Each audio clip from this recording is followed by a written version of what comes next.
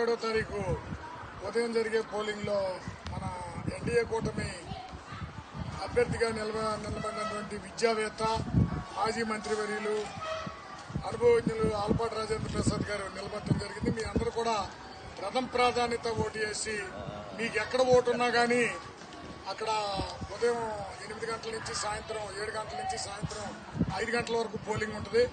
ఇప్పుడున్న తుది సమాచారం మేరకు విత్డ్రాల్స్ అయిపోయినాక రిజిస్టర్డ్ పొలిటికల్ పార్టీగా తెలుగుదేశం ఒకటే నిలబడింది కాబట్టి మిగిలిన లక్ష్మణరావు ఇండిపెండెంట్లు ఎవరున్నా కానీ 1వ నెంబర్ వచ్చే అవకాశం మనకు కనపడతా ఉంది. ఆలపాటి రాజేంద్ర ప్రసాద్ గారికి ఆలపాటి రాజేంద్ర ప్రసాద్ ఆ గడికి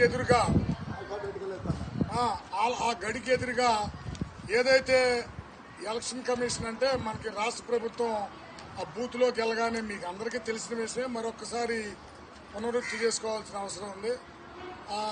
రాష్ట్ర ప్రభుత్వం ఇచ్చిన స్కెచ్ పెన్ ఏదైతే ఉందో మీరు బ్యాలెట్ ఇవ్వగానే మాన్యువల్ బ్యాలెట్ ఆ గడికి ఎదురుగా ఆ ఇచ్చిన స్పేస్లో మాత్రమే 1 అని ఆ బ్లూ స్కెచ్ పెన్తో వేసి మళ్ళీ యాజ్ ఇట్ ఈజ్గా మడతపెట్టి దాంట్లో వేయాల్సిన అవసరం ఉంది. ఎందుకంటే 2 ఎలక్షన్లు క్లోజ్గా చూసా, పోలింగు కౌంటింగు. ఏది మన చిగురుపాటి వరప్రసాద్ గెలిచినప్పుడు ఓడినప్పుడు 2 సార్లు చూసా. 48 గంటలు 72 గంటలు కౌంటింగ్ అయింది.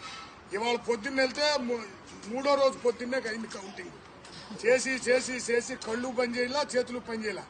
కానీ ఇక్కడ చెప్పాల్సిన విషయం మీకేంటంటే 5% ఓట్లు ఇన్వాలిడ్ అయినాయి, 7% ఒకసారి అయినాయి. అంటే ఏంటి, చదువుకున్న మనం కూడా నాతో సహా ఓవర్లుక్కో లేకపోతే అతి తెలివితేటలో వాళ్ళు ఇచ్చిన పెన్ను కాకుండా మన దగ్గర పెన్ను ఉందని వాడతాం. కిందేమో కామెంట్లు రాయటం, ఏది మాకు జీపీఎఫ్ ఇవ్వాలి లేకపోతే లోన్లు ఇవ్వాలి అని. ఇది గొప్ప అనుకుని అవన్నీ ఇన్వాల్వ్ అయిపోతాయి. అర్థదాని స్కెచ్ పెన్నుతో మీరు ఏది పెట్టినా, టిక్కు పెట్టినా, ముక్కు పెట్టినా, లేకపోతే ఒక చిన్న డాట్ పెట్టినా ఇన్వాలిడే. కాబట్టి మీరు చూసుకోండి ఒకసారి, మళ్ళీ ఒకసారి మనం. ఎందుకంటే మీరే కాకుండా మీ ఇళ్లలో కూడా ఓట్లు ఉంటాయి. ఫస్ట్ టైం గ్రాడ్యుయేట్స్ చాలా మందికి ఓట్లు వచ్చినాయి మన ఇళ్లలో. చేర్పించాం కాబట్టి ఆ పిల్లలకి చెప్పాలి.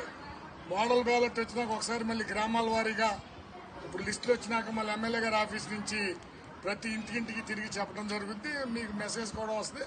ఏదేమైనా ఇవాళ ఇందాక సోదరులు శ్రీనివాసరావు చెప్పినట్టు మిమ్మల్ని అందరినీ రోడ్డు ఎక్కించి బీఆర్టీఎస్లో వెళ్ళలేకుండా ఇష్టం వచ్చినట్టు కొట్టి కనీసం మీరు ముందు రోజు ఇళ్లలో పడుకుని 2వ రోజు పొద్దున్నే ధర్నా చేసే పరిస్థితి గత ప్రభుత్వం తీసుకొచ్చింది.